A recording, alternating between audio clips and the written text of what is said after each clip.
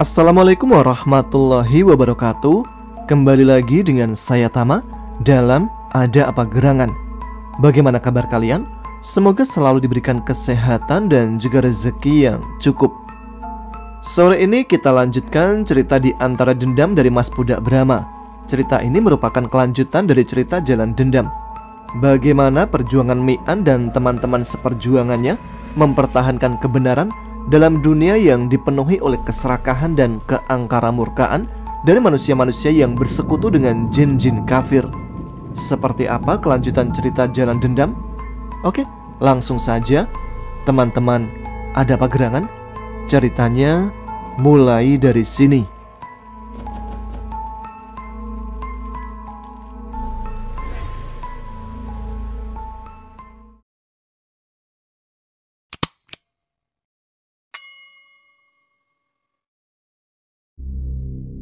Ilmu bela diri Kandar tidaklah tinggi. Selama ini, ia lebih hanya bermodalkan tekad, pengalaman, dan nekat saja. Oleh sebab itu, ia pun kesulitan menghadapi serangan dari ketiga anak buah Kalapati tersebut. Meski surai-surainya mampu menghadang hantaman bola-bola energi lawan, akan tetapi, itu juga banyak menguras energinya sendiri. Sambil berusaha mempertahankan, Kandar terus memikirkan cara agar bisa mengalahkan Ki Gebluk, Nijari, dan Ki Caga.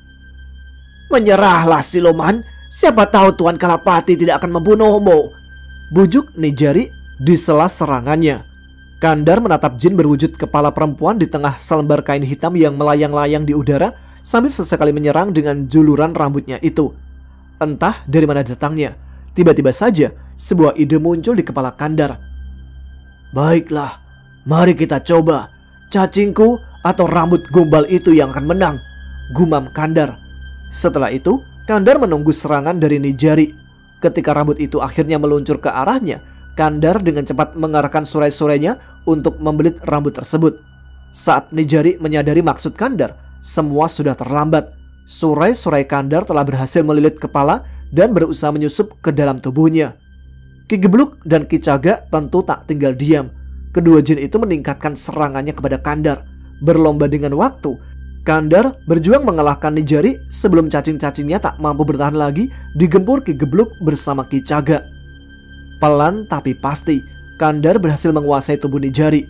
Begitu Nijari berada dalam kendalinya, Kandar segera menggunakan Nijari sebagai boneka untuk membantunya. Kali ini, Kandar menyuruh Nijari bertarung melawan Ki Caga. "Sekarang baru adil, jin bangsat. Ayo kita lihat siapa yang akan merana nantinya," tantang Kandar kepada Ki Gebluk. Ki Gebluk tidak menjawab. Jin penghuni air itu mengeluarkan sebuah jala kecil yang menjadi senjata andalannya. Masih tanpa suara, Ki Gebluk melemparkan jala tersebut ke atas Kandar. Di saat yang sama, Ki Gebluk meloncat ke atas jala dengan membawa tombak Dwisula. Jala yang tadinya seukuran payung semakin lama menjadi kian melebar. Kemanapun Kandar bergerak, jala itu seolah bisa membaca pergerakannya. Kandar yang sadar tidak akan bisa lolos dari jeratan jala Ki Gebluk memutuskan untuk mengadu nyawa. Sebelum jala benar-benar mengenai dirinya, Kandar mengerahkan seluruh surainya untuk menyerang Ki Gebluk lewat lubang-lubang jala. Benturan energi terjadi ketika surai Kandar menyentuh jala. Akibatnya, tak semua surai bisa keluar. Berbekal surai yang tersisa, Kandar menyerang Ki Gebluk. Surai-surainya bergerak liar mengincar seluruh tubuh lawannya. Ki Gebluk yang tidak menyangka Kandar akan berbuat nekat terlambat melakukan antisipasi. Tubuhnya yang melayang turun menjadi sasaran empuk dari lilitan surai-surai tersebut. Ki Gebluk akhirnya harus tewas di mangsa Kandar. Jala yang menjadi senjatanya pun menghilang. Kandar yang telah mendapatkan tambahan kekuatan langsung memangsa Nijari, lalu bertarung dengan Ki Caga. Kalah kuat, Ki Caga pun berakhir menjadi makanan penutup Kandar. Di Jakarta, Mbah Gandul dipaksa untuk menceritakan semua hal yang diketahuinya. Merasa tak punya pilihan, dukun itu pun mengatakan tentang Ki Belarong, Kandar, Naya, Ki Sastrawadi, Kalapati, dan yang lainnya. Keterangan dari Mbah Gandul membuat Mian menghela nafas panjang. "Bagaimana ini, Mbah? Urusan dengan Dewi Purwari, Galil, dan Mari belum sepenuhnya selesai.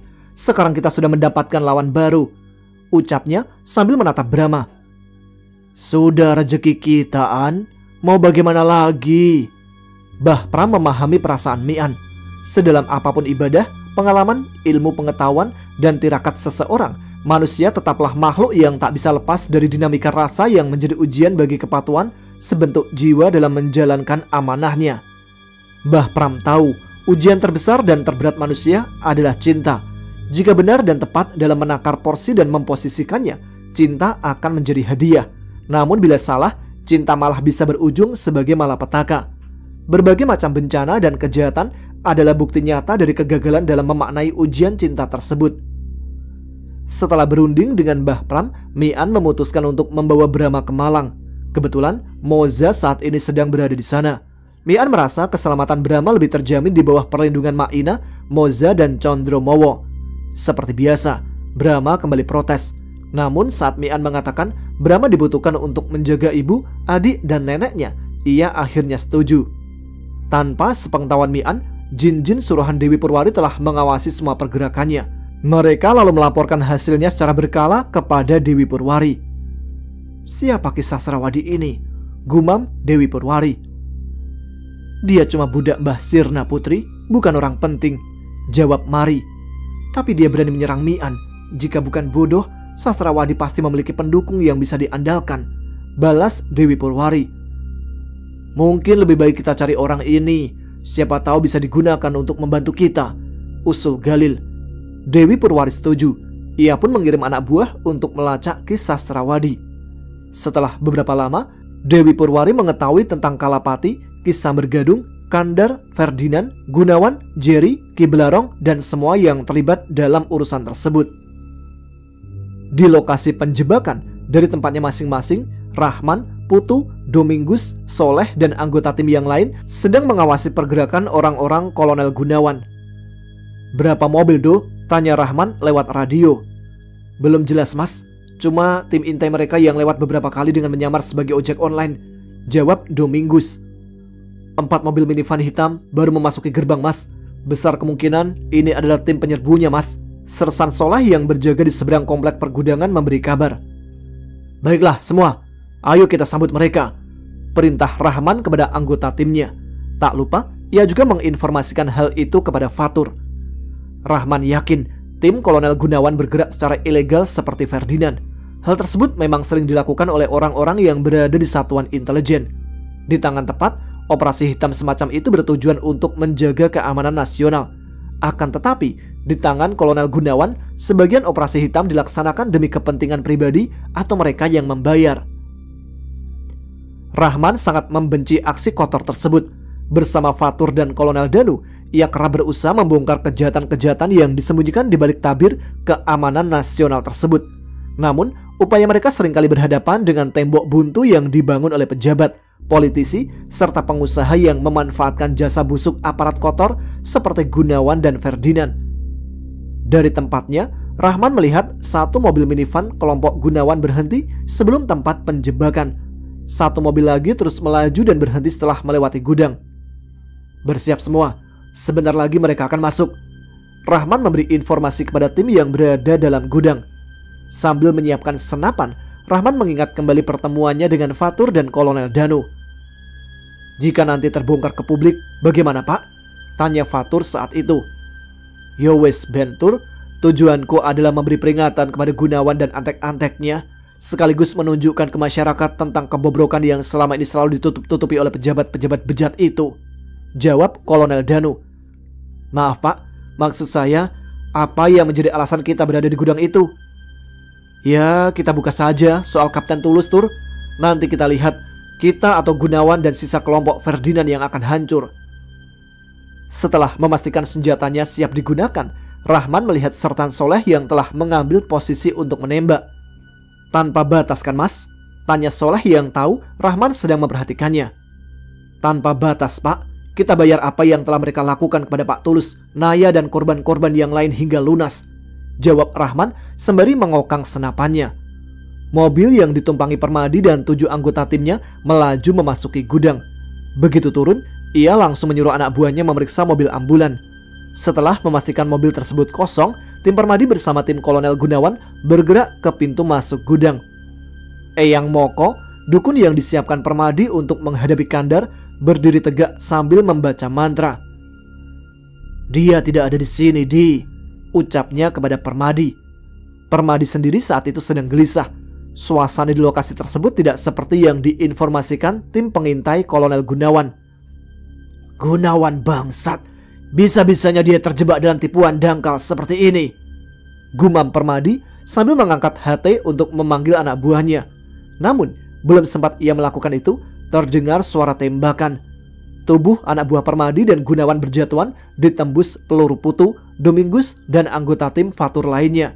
Baku tembak tersebut memancing 2 mobil di luar gudang mendekat. Orang-orang yang ada di mobil tersebut bergegas turun untuk membantu teman-temannya. Akan tetapi, peluru-peluru dari senapan Rahman dan Saleh segera datang menghentikan langkah mereka. Eyang Moko hanya bisa memaki-maki saat terkena hantaman peluru. Meski kebal, ia tetap merasakan ngilu di dadanya. Dukun itu pun memilih keluar dari halaman gudang. "Kau pasti mencari aku kan, Mbah?" Eyang Mojo menoleh ke arah sumber suara. Tak jauh dari tempatnya berdiri, ia melihat seorang laki-laki kurus berdiri sambil menghisap rokok. Aura yang memancar dari laki-laki itu membuat Eyang Moko segera menghunus keris pusakanya. "Kau Kandar, siluman pemakan mayat itu?" tanya Eyang Moko. "Benar, dan sekarang aku lapar," jawab Kandar, lalu menghisap rokoknya dalam-dalam dan membuangnya.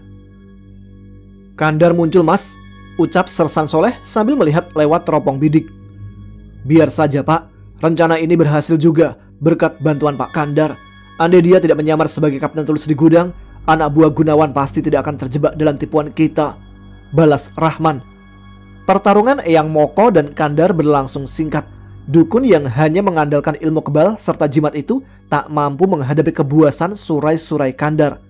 Eyang Moko pun akhirnya harus tewas menjadi makanan Kandar. Tak cuma berhenti sampai di situ. Setelah memangsa Eyang Moko, Kandar mengambil pistol dari mayat tim Gunawan dan langsung menyerbu ke gudang. Tembakan-tembakan dari anak buah Permadi dan Gunawan tak dihiraukannya. Satu persatu ia menembaki mereka. Kandar sengaja tak membunuh dengan surai agar nanti tidak menimbulkan banyak pertanyaan saat mayat mereka diperiksa. "Menyerahlah, aku tahu kau tidak sejahat yang lain. Setidaknya belum," ujar Kandar ketika bertemu Langgeng. Langgeng hanya berdiri mematung. Ia benar-benar ketakutan melihat sosok Kandar yang seluruh tubuhnya dipenuhi surai. "Tugas aparat itu melindungi kepentingan dan keamanan rakyat, bukan oknum pejabat bangsat. Kau itu abdi masyarakat, bukan jongos para pejahat," herdik Kandar sambil menghalangi peluru-peluru yang datang menuju Langgeng. Herdikan Kandar seperti palu yang menggedor kesadaran Langgeng. Tubuh laki-laki itu bergetar hebat. Kemudian ia menjatuhkan pistolnya dan menyerah. Sambil memberi isyarat, Kandar lalu mengajak Langgeng keluar untuk mengamankannya. Atas perintah Rahman, Sersan Soleh datang menjemput Langgeng. "Bapak sebaiknya pergi ke tempat Mas Fatur. Sebentar lagi banyak petugas yang datang," Sersan Soleh menyampaikan pesan Rahman. Kandar menganggukkan kepalanya. Dari jauh, suara sirena memang telah terdengar bersautan. Setelah berpamitan, Kandar bergegas meninggalkan tempat itu. Di halaman gudang, Permadi juga mendengar suara sirena yang kian mendekat. Laki-laki itu merasa senang karena yakin pasukan bantuan dari Kolonel Gunawanlah yang sedang bergerak ke sana. Setelah mendapatkan informasi jika kelompok Permadi terdesak, Kolonel Gunawan memang telah menggerakkan orang-orangnya. Namun, kabar terjadinya baku tembak juga diketahui oleh satuan-satuan keamanan yang bertanggung jawab di wilayah tersebut. Mengira sedang terjadi aksi terorisme, mereka juga mengirim pasukannya. Selain itu, Kolonel Danu juga tidak tinggal diam. Saat mengetahui pergerakan pasukan bantuan Kolonel Gunawan, ia juga memerintahkan unit-unit yang telah disiagakan di sekitar wilayah pergudangan untuk membantu tim Rahman. Mengetahui ada banyak pergerakan pasukan dari berbagai kesatuan, Mayor Badu segera memberi laporan ke Kolonel Gunawan. "Batalkan Du, cari cara agar mereka tak terlacak sampai ke kita," perintah Kolonel Gunawan. "Siap laksanakan Dan," jawab Mayor Badu. Bersama beberapa anggota kepercayaannya, Mayor Badu tetap menuju lokasi baku tembak. Sesampainya di sana, ia langsung berhadapan dengan pasukan Kolonel Danu. "Ada apa ini, Kapten?" tanya Mayor Badu bermain drama. Kapten Kemal tertawa sinis. "Hanya sekumpulan tikus got yang sedang berbuat ulah, Mayor," jawabnya. Wajah Mayor Badu memerah. "Jaga sopan santunmu, Kapten.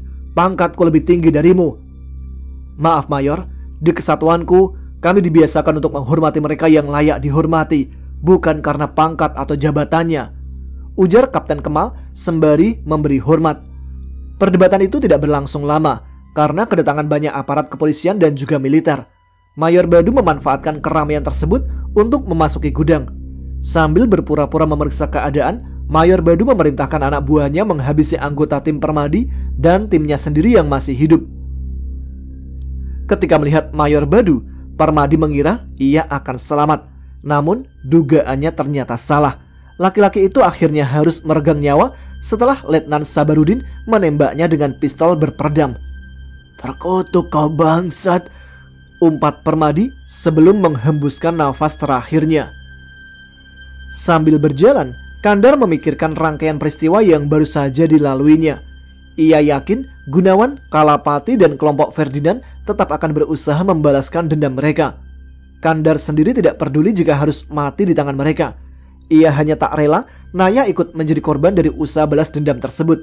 Hal itulah yang membuatnya membatalkan rencana dan memutuskan kembali bergabung dengan kelompok Fatur. Tiba-tiba, Kandar merasakan adanya ancaman. Ia pun berhenti melangkah dan menyiapkan diri. "Hebat juga kau sekarang." Suara perempuan yang baru saja berbicara membuat Kandar tersentak. "Kaukah itu Nyai?" tanyanya sambil menatap ke depan. "Iya, aku." Tak lama kemudian, Sasi muncul bersama Kalapati. Kandar yang belum pernah bertemu dengan jin ular itu tentu saja bingung dengan tatapannya yang penuh amarah.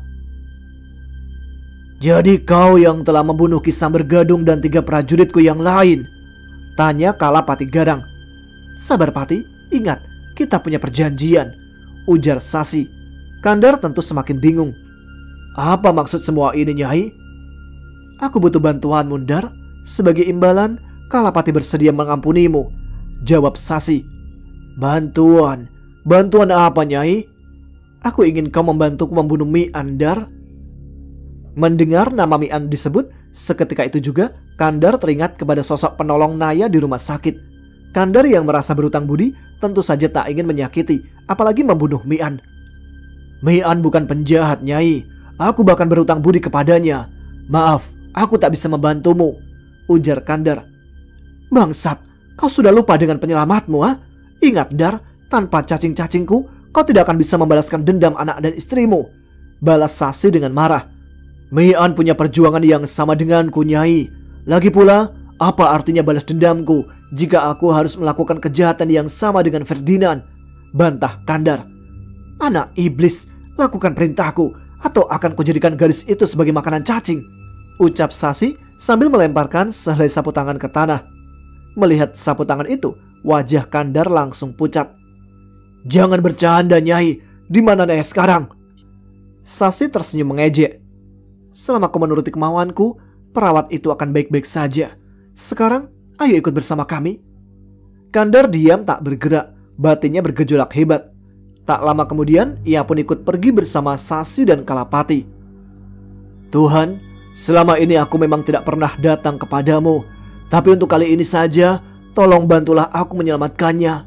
Sebagai ganti, aku bersedia seumur hidup menerima hukuman apapun darimu, Tuhan," batin Kandar sambil meneteskan air mata. Di sarang Dewi Purwari, Naya, Fatur, Kapten Tulus, serta Pak Samin dikurung terpisah dalam sebuah goa. Penjagaan mereka dipercayakan kepada Galil, Mari, dan anak buahnya. Serangan malam itu benar-benar di luar dugaan Fatur. Tiba-tiba saja, dalam ruangan muncul 2 laki-laki berpunuk yang langsung menyerang mereka semua. Perlawanan yang dilakukan bersama Pak Samin tak mampu menghadapinya. Mereka pun akhirnya harus pasrah, ditarik masuk ke dalam punggung sepasang laki-laki berpunuk itu. Fatur mengira para penculiknya adalah makhluk-makhluk suruhan kelompok Ferdinand atau Gunawan.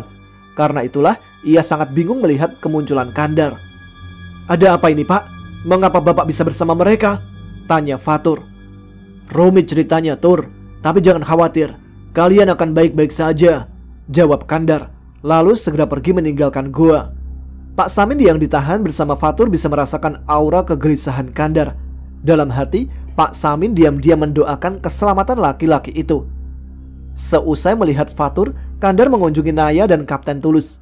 Sama seperti Fatur, Naya juga sangat terkejut mengetahui keberadaan Kandar. Awalnya, Naya mengira Kandar telah menjadi tahanan juga. Akan tetapi, setelah menyaksikan Kandar diperlakukan layaknya tamu, Naya pun dilanda kebingungan. Sebuah prasangka buruk bahkan kini muncul di benak gadis itu. Kandar yang tak diizinkan Dewi Purwari memasuki ruang tahanan hanya bisa menatap Naya dengan sedih.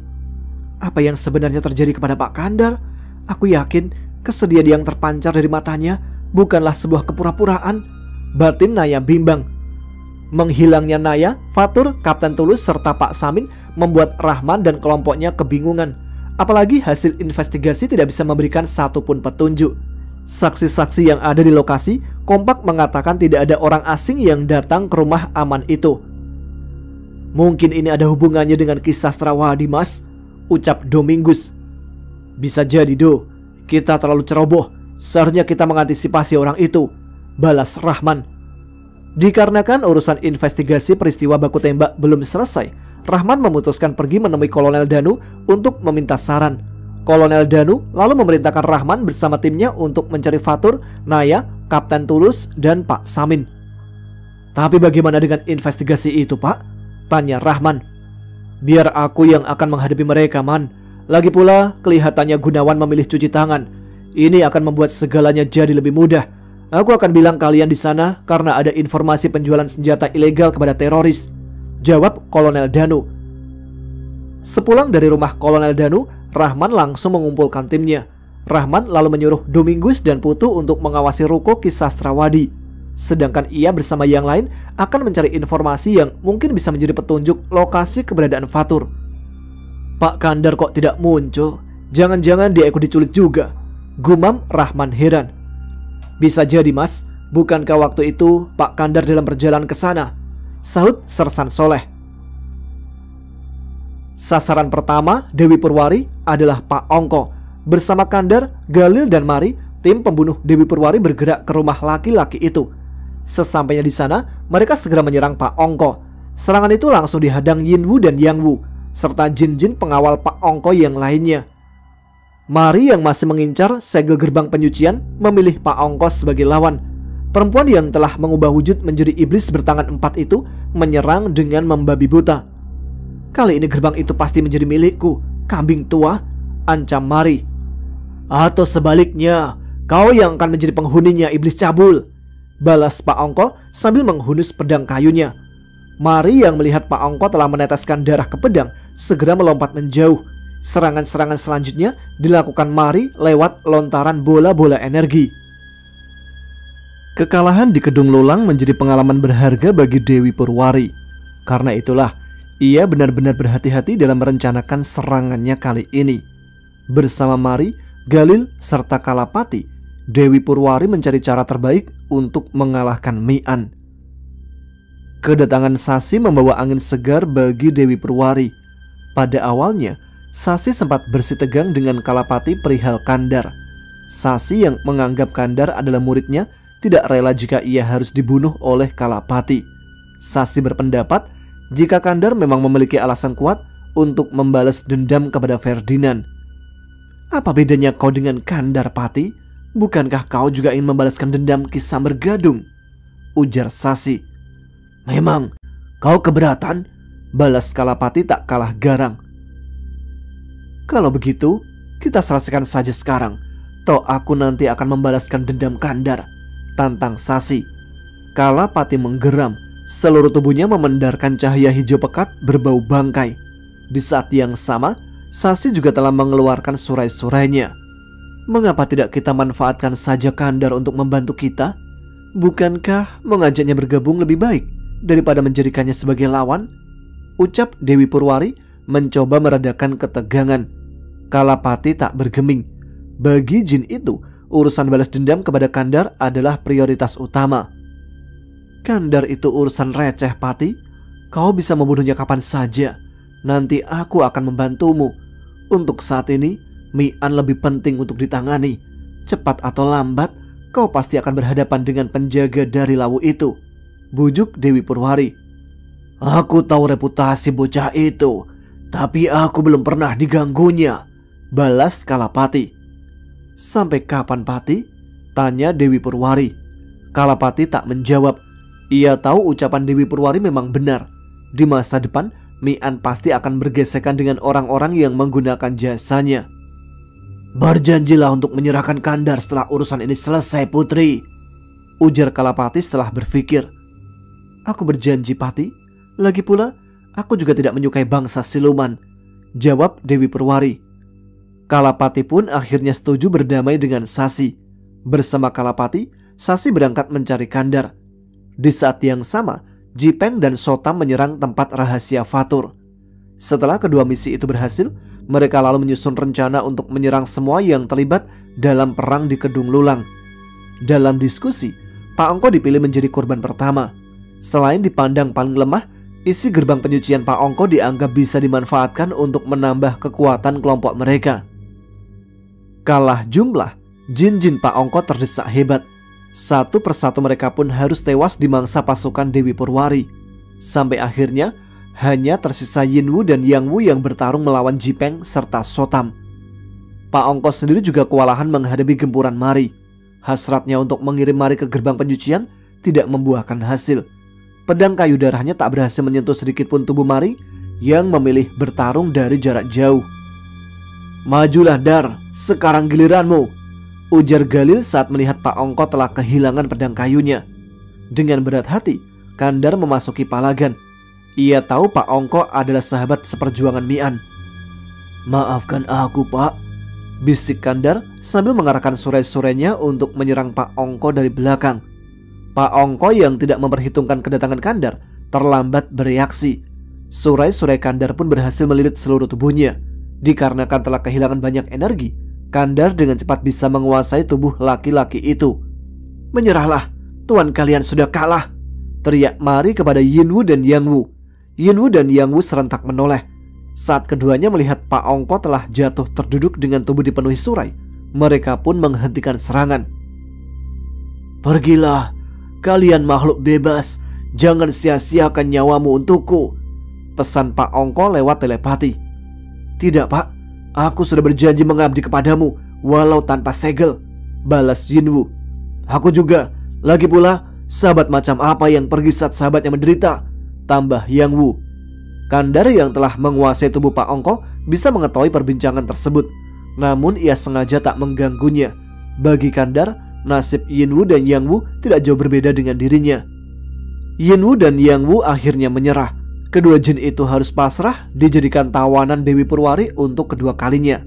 Sebelum masuk ke punggung Jipeng, Yangwu mencuri kesempatan agar bisa mengirimkan pesan kepada Mian. Sesampainya di sarang, Mari langsung memaksa Pak Ongko membuka segel gerbang penyucian. Namun Pak Ongko bersikukuh tidak mau melakukannya. Mari pun meminta Sasi menggunakan cacing-cacingnya untuk mengambil alih kesadaran Pak Ongko agar bisa mengendalikan laki-laki itu. Dalam kondisi tak sadar itulah, Pak Ongko akhirnya melakukan ritual pembukaan segel gerbang. Puluhan jin ganas yang selama ini terkurung dalam gerbang itu pun berhamburan keluar, termasuk Atong, jin Mari yang tubuhnya mampu menahan serangan energi Mian. Meski gagal menjadikan puluhan jin itu sebagai budak, Mari merasa cukup senang ketika mereka bersedia ikut membantu mengalahkan Mian. Kemana kita setelah ini, Putri? Tanya Mari. Ayo kita ratakan Kedung Menur, jawab Dewi Purwari penuh dendam. Ketika Mian, Mbah Pram dan Ujung Ulung tiba di rumah Pak Ongko, mereka hanya menemukan bekas-bekas pertempuran di halaman serta barang-barang yang hancur berantakan dalam rumah. Siapa kau? Apa tujuanmu di sini? Seru Mian sambil menatap kegelapan. Kandar perlahan berjalan mendekat. Aura yang memancar dari tubuh Kandar membuat Mian, Mbah Pram dan Ujung Ulung menyiagakan diri. Namaku Kandar. Kedatanganku ke sini untuk meminta bantuan, tapi ternyata sia-sia, ucapnya. Bantuan? Bukankah kau sudah memiliki cukup kemampuan? Tanya Mian. Tapi bukan untuk mencari orang hilang, Tuan. Aku kehilangan putriku, balas Kandar. Mian bisa merasakan aura kesedihan dan kegelisahan Kandar tidak dibuat-buat. Hanya saja Mian tidak tahu jika aura itu diakibatkan oleh keengganan Kandar untuk terlibat dalam rencana busuk Dewi Purwari. Mendekatlah, aku ingin menanyakan sesuatu, ucap Mian. Dia siluman An, apa tidak berbahaya? Mbah Pram memperingatkan. Aku tidak menangkap aura permusuhan, Mbah, jawab Mian. Kandar perlahan mendekat. Sesampainya di depan Mian, ia lalu menceritakan tentang penculikan Naya, Fatur, Kapten Tulus, dan Pak Samin. Mendengar nama-nama tersebut, ingatan Mian langsung kembali kepada gadis korban teluh yang ditolongnya di rumah sakit. Mian menoleh ke Mbah Pram. Dunia ini ternyata sempit, Mbah. Dukun yang menyerang kita itu adalah teman dukun yang meneluh gadis bernama Naya ini, ujarnya. Jadi, tuan yang bernama Mian, orang yang menolong Naya waktu itu? Tanya Kandar berpura-pura tidak mengetahui identitas Mian. Cuma menjalankan kewajiban saja, Dar. Kebetulan aku sedang ada di sana, jawab Mian. Kandar langsung meraih tangan Mian dan menciumnya untuk menyatakan terima kasih. Ia tidak berpura-pura melakukannya. Karena itulah Mian tidak merasakan adanya aura berbahaya dari Kandar. Hal yang sama juga dirasakan Mbah Pram dan Ujung Ulung. Kecurigaan mereka pun perlahan menghilang. Kau melihat apa yang terjadi di sini, Dar? Tanya Mbah Pram. Tidak, Mbah. Saat aku datang, semua sudah seperti ini, jawab Kandar. Bagaimana ini, An? Kemana kita akan mencari Pak Ongko? Tanya Mbah Pram. Menurut Yang Wu, penyerang adalah Galil dan Mari. Kita harus menemukan sarang mereka, Mbah, jawab Mian. Andai tak harus mencari Naya, aku akan membantumu, Tuan, ujar Kandar. Jangan panggil aku Tuan, Dar. Panggil saja namaku. Soal Naya, aku akan mencoba membantu. Barangkali nanti ada informasi yang bisa kami temukan, balas Mian. Mian lalu meminta Kandar menceritakan penculikan Naya. Kandar pun mengatakan cerita yang sudah dipersiapkan sebelumnya. Ketika mendengar ciri-ciri penculik Naya mirip dengan Jipeng dan Sotam, Mian yakin Naya diculik oleh kelompok Mari. Kalau benar, ini kebetulan, Dar. Kita bisa sama-sama mencari mereka, ujar Mian. Kandar lalu mengajak Mian, Mbah Pram dan Ujung Ulung menemui Rahman dan kawan-kawannya untuk bekerja sama dalam melakukan pencarian Pak Ongko, Naya, Fatur, Kapten Tulus, serta Pak Samin. Di Galis Segaran, Ganggang Wilis mendatangi tempat penahanan Gundala Wereng. Di sana ia langsung menemui naga hitam itu. Angkat wajahmu, Wereng. Aku ingin menanyakan sesuatu, perintah Ganggang Wilis. Hamba tidak berani, Putri, jawab Gundala sambil tetap menundukkan kepala. Angkat kepalamu, Wereng, atau akan kuminta para penjaga mengangkatnya dengan paksa, ancam Ganggang Wilis. Perlahan Gundala mengangkat kepalanya. Matanya kini beradu pandang dengan Ganggang Wilis. Entah mengapa Gundala merasa jengah melakukan itu berlama-lama. Ia pun segera mengalihkan pandangannya. Ternyata kau rupanya. Dugaanku tidaklah salah, ujar Ganggang Wilis. Hamba tidak mengerti maksud ucapan Tuan Putri, balas Gundala. Jangan bersandiwara, Wereng. Jin bertopeng yang membantu Mian itu, kau bukan? Gundala menggelengkan kepala. Bukankah Putri tahu sendiri hamba sedang dikurung di sini? Lalu bagaimana bisa hamba membantu Mian? Bantahnya. Kau pikir aku sebodoh itu, Wereng? Paman Nagamawa mungkin mampu mengubah wujudmu, tapi tidak pancaran jiwa di matamu. Aku yakin kaulah jin bertopeng itu, cecar Ganggang Wilis. Gundala terus membantah tuduhan Ganggang Wilis. Sementara Ganggang Wilis bersikeras membenarkan dugaannya. Marah karena terus dibantah, Ganggang Wilis menghantam pundak Gundala hingga ia terpental ke belakang. Gundala tahu Ganggang Wilis ingin menguji kekuatannya, namun ia tidak khawatir akan ketahuan. Sebab sesudah menyelesaikan misi, Tumenggung Nagamawa telah mengambil semua energi yang dipinjamkannya. Gundala bahkan meminta Ki Galis Segaran untuk menarik energi Ganggang Wilis yang ada di tubuhnya. Begitu mengetahui tidak ada energi Tumenggung Nagamawa atau energinya dalam tubuh Gundala, Ganggang Wilis pun kebingungan. Apalagi saat melihat Gundala terluka akibat serangannya itu. Kau masih saja ceroboh, Wilis. Jika Gundala sampai cedera parah, apa yang harus kukatakan kepada istana? Ganggang Wilis hanya tertunduk malu mendengar teguran Ki Galis Segoro. Ia tak mengira sang ayah akan menyusulnya ke tempat itu. Mengapa ayah ada di sini? Tanya Ganggang Wilis. Karena kau ada di sini juga. Aku tahu bagaimana watak putriku, Wilis, jawab Ki Galis Segoro. Maafkan Wilis, Wereng. Ia kadang memang terlalu yakin dengan pendapatnya sendiri, ujar Ki Galis Segaran sambil menempelkan tangan ke tubuh Gundala untuk mengobati lukanya. Pulanglah dulu Wilis, ayah akan mengobati Wereng, perintah Ki Galis Segoro. Setelah meminta maaf kepada Gundala, Ganggang Wilis segera meninggalkan tempat itu. Hampir saja Reng, hampir saja, gumam Ki Galis Segoro sambil menggelengkan kepalanya. Benar sekali Tuan, mata Tuan Putri ternyata sangat awas, jawab Gundala. Sebenarnya kedatanganku juga membawa pesan dari istana Reng. Ada misi yang ingin dipercayakan kepadamu, ucap Ki Galis Segoro. Hamba siap melaksanakannya Tuan. Misi apakah itu? Mengambil kembali tombak Kiai Tirta Atma dari tangan manusia, jawab Ki Galis Segoro. Mengapa Laut Selatan tidak mengambilnya sendiri? Sesakti apakah orang tersebut? Tanya Gundala bingung. Masalahnya kami terikat sumpah Reng. Kami tidak diizinkan untuk menyerangnya. Karena itulah kami meminta bantuanmu. Dulu tombak itu berada di tangan yang tepat, tapi sekarang tidak. Kanjeng Ratu sudah tidak tahan lagi dengan kebiadaban yang dilakukan pemiliknya saat ini.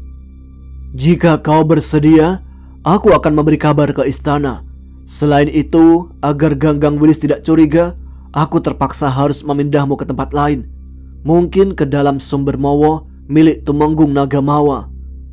Terserah Tuan, hamba mengikuti saja, ujar Gundala. Kau tidak menanyakan imbalanmu Reng? Tanya Ki Galis Segoro. Aku berutang sangat banyak di masa lalu Tuan. Tidak pantas lagi rasanya berpikir tentang imbalan. Masih diberikan kesempatan hidup agar bisa melunasi utang saja sudah lebih dari cukup, jawab Gundala lirih. Ki Galis Segoro terdiam. Jawaban dari Gundala benar-benar di luar dugaannya. Baiklah kalau begitu, hari ini juga aku akan berunding dengan Tumenggung Nagamawa. Setelah itu barulah kau diberikan informasi lengkap tentang misimu. Sementara itu, pasukan gabungan Dewi Purwari telah menggempur Kedung Menur. Dewi Rarapetak dan penghuni Kedung Menur yang masih belum sepenuhnya pulih dari pertempuran di Kedung Lulang tidak mampu mengimbangi tanding lawannya. Hanya dalam waktu singkat, Dewi Purwari berhasil membantai dan menyapu bersih penghuni Mandala tersebut. Kabar hancurnya Kedung Menur akhirnya sampai kepada Mian, Ujung Ulung, serta Mbah Pram. Bersama Kandar, ketiganya segera berangkat ke sana.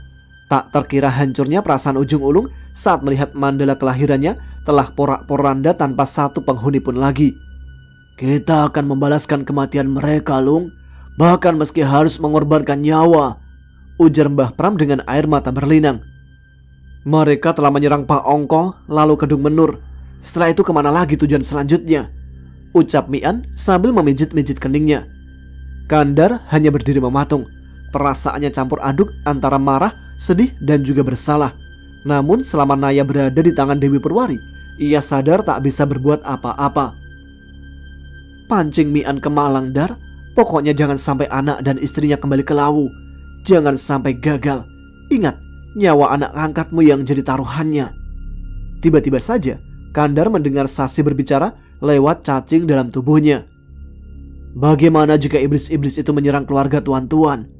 Kandar akhirnya mematuhi perintah Sasi. Mendengar pertanyaan Kandar, Mian tersentak. Ia baru ingat jika Moza, Brahma serta Arum sedang berada di rumah Maina. Ia pun buru-buru mengirim pesan kepada Moza. Di saat yang sama, Mbah Pram juga sedang memikirkan Sari di pondoknya. Ia takut Dewi Purwari akan menyerang cucunya. Bagaimana ini, Mbah? Aku tidak bisa menghubungi Moza, keluh Mian gelisah. Aku juga khawatir dengan Sari, An, jawab Mbah Pram bingung. Mian terdiam. Ia sadar Sari adalah target serangan balas dendam juga. Setelah berpikir, Mian memutuskan untuk berpisah dengan Mbah Pram dan Ujung Ulung. Bersama Kandar, Mian bergegas pergi ke Malang. Semua pergerakan Mian bisa dilihat Sasi lewat mata Kandar. Ia pun melaporkan semua informasi itu kepada Dewi Purwari, Galil dan Mari. Kalapati sendiri sedang berada di Malang. Apa tidak bisa kita habisi saja si Pram tua dan burung emprit itu? Tanya Sasi. Mereka cuma sampah. Lebih baik kita fokus ke Mian saja, jawab Dewi Purwari. Lalu bagaimana dengan dua boneka itu, Sas? Sasi tersenyum licik, lalu bertepuk tangan. Tidak lama kemudian datanglah Pak Ongko serta Dewi Rarapetak di hadapannya. Mereka sudah siap digunakan, Putri, tapi akan lebih ramai lagi jika Pram dan Ujung Ulung ikut bergabung, jawab Sasi. Rasanya ide Sasi bagus juga Putri, sahut Mari memberikan dukungan. Dewi Purwari menoleh. Jika menurutmu begitu, silakan saja lakukan Mar. Tanpa menunda, Mari segera mengirim Jipeng dan Sotam untuk pergi menyerang Mbah Pram serta Ujung Ulung. Sebagai bantuan, Dewi Purwari meminta Sasi mengikut sertakan Dewi Rarapetak juga. Kematian Permadi dan orang-orangnya membuat posisi Gunawan semakin kuat. Para sekutu Ferdinand pun akhirnya bersedia bergabung dengan Gunawan, termasuk Mohtar dan Tony. Hal itu membuat Ferdinand dan keluarganya merana. Mereka kini hanya bisa meratapi nasibnya masing-masing. Bagi Gunawan, Kandar tetap menjadi ancaman serius. Karena itu, dia meminta orang-orangnya untuk mencari dukun yang bisa membunuh siluman itu. Perintah Gunawan dijawab Tony dengan membawa Romo Cakrabumi dan Raden Jalasoga. Benarkah mereka hebat, Ton? Tanya Gunawan dari dalam rumah, sambil mengamati kakek dan laki-laki berumur sekitar 40 tahunan yang duduk di pendopo. Jaga bicaramu, Kolonel. Mereka bisa membunuhmu dari jauh kapan saja.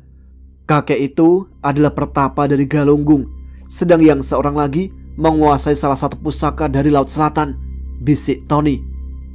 Kalau begitu, suruh saja mereka menghabisi Danu dan anak buahnya, Ton, ujar Gunawan. Mereka bukan orang bayaran seperti itu. Memintanya untuk membunuh Danu adalah sebuah penghinaan. Meriam tidak pantas melawan nyamuk, Kolonel. Lagi pula, merekalah yang menentukan mau atau tidaknya menerima permintaan kita, jawab Tony. Tony lalu mengajak Gunawan menemui Romo Cakrabumi dan Raden Jalasoga. Setelah memperkenalkan Gunawan, Tony pun menjelaskan lagi tujuannya meminta bantuan kepada mereka. Soal Danu, serahkan saja itu kepada peliharaan Sarbin, Kolonel. Upah kami terlalu mahal jika hanya untuk melakukan itu, ucap Romo Cakrabumi sambil menatap tajam kepada Gunawan. Benar, Kolonel. Kalau sebagai imbalan, aku meminta simpanan baru Kolonel di apartemen itu bagaimana? Kolonel mau? Tambah Raden Jalasoga. Wajah Gunawan langsung pucat, jantungnya berdebar kencang dan tubuhnya mengeluarkan keringat dingin. Maafkan Tuan, tadi aku hanya bergurau, ucap Gunawan setelah berhasil meredakan gejolak perasaannya. Romo Cakrabumi dan Raden Jalasoga tertawa. Suasana pun akhirnya menjadi cair. Romo Cakrabumi serta Raden Jalasoga lalu mengatakan syarat-syarat yang harus disediakan Gunawan agar bisa membunuh Kandar. Di Malang, Ki Sastrawadi menemui Kalapati yang sedang mengawasi rumah Maina. Sebaiknya kau lupakan saja urusan Kandar, Pati, ujar Ki Sastrawadi. Jangan menghina aku, Wadi. Sasi itu cuma siluman lemah, balas Kalapati. Ki Sastrawadi tersenyum mengejek. Aku tidak berbicara tentang Sasi, Pati, tapi Romo Cakrabumi dan Raden Jalasoga. Kalapati langsung tersentak. Mereka ikut terlibat juga. Siapa yang meminta? Ki Sastrawadi lalu bercerita tentang Gunawan dan bagaimana ia bisa terhubung dengan Kandar. Jadi bagaimana, Pati? Masih mau memperebutkan Kandar? Biar mereka saja yang mengurusnya. Aku tidak mau bertarung dengan orang-orang gila itu, jawab Kalapati. Ki Galis Segoro akhirnya memindahkan Gundala ke dalam sumber Mowo. Sesampainya di sana, Tumenggung Nagamawa langsung mengubah wujud Gundala. Kali ini, ia tak lagi menggunakan topeng. Setelah itu, Tumenggung Nagamawa langsung mengajak Gundala menemui Resi Nagawulung, naga hitam yang menjaga Selat Bali. Di sanalah Tumenggung Nagamawa menceritakan alasan dan tujuan misi Gundala. Selain tombak cakra langit dan 6 tombak pusaka utama lainnya, Istana Laut Selatan memiliki beberapa pusaka lain. Meski tak seampuh 7 tombak utama, pusaka-pusaka itu tetap memiliki kekuatan dahsyat. Tombak Tirta Atma adalah salah satunya. Pusaka itu memiliki kemampuan untuk mengendalikan dan memanipulasi benda cair. Pada awalnya, tombak pusaka itu dihadiahkan istana kepada Pangeran Damar Sumebar atas jasa-jasanya kepada Laut Selatan. Di tangan Pangeran Damar, Tirta Atma menjadi berkah bagi sesama. Pangeran menggunakannya untuk mengupayakan hujan, mengalihkan banjir, dan bahkan meredakan badai di lautan. Hal itu terus berlanjut kepada para ahli warisnya. Sampai akhirnya, semua berubah ketika tombak Tirta Atma jatuh ke tangan Raden Lintang. Pusaka yang awalnya menabur kebaikan itu perlahan berubah menjadi penebar teror yang mematikan. Raden Lintang memanfaatkan Tirta Atma untuk memuaskan nafsu-nafsu liarnya.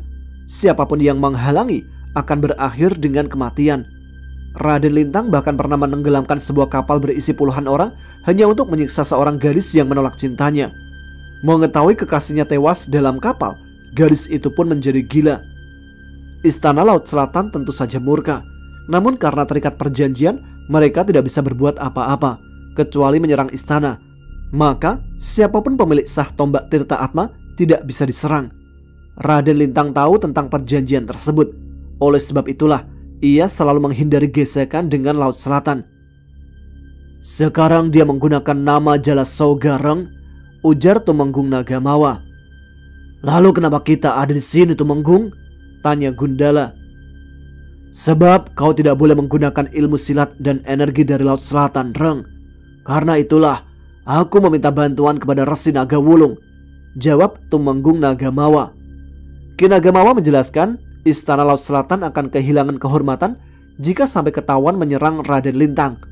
Untuk mengantisipasinya, Gundala akan dibekali ilmu yang berasal dari luar Laut Selatan. Dan guru yang dipilih adalah Resi Nagawulung. Kau beri nama apa dia, Tumenggung? Tanya Resi Nagawulung. Terserah Resi, jawab Tumenggung Nagamawa. Resi Nagawulung melihat Gundala. Kau mau memakai nama apa, Reng? Terserah Resi, aku ikut saja, jawab Gundala bingung. Baiklah, namamu sekarang adalah Tapak Jala, Reng, ujar Resi Nagawulung setelah berpikir.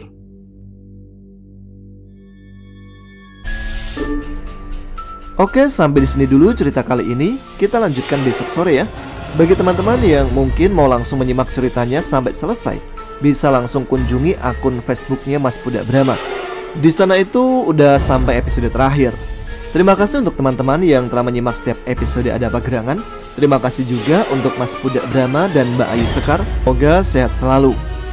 Sekian, silakan subscribe bagi yang belum, tuliskan komen, tunjukkan eksistensi kalian. Saya Tama pamit, tetap semangat, jaga kesehatan. Wassalamualaikum warahmatullahi wabarakatuh.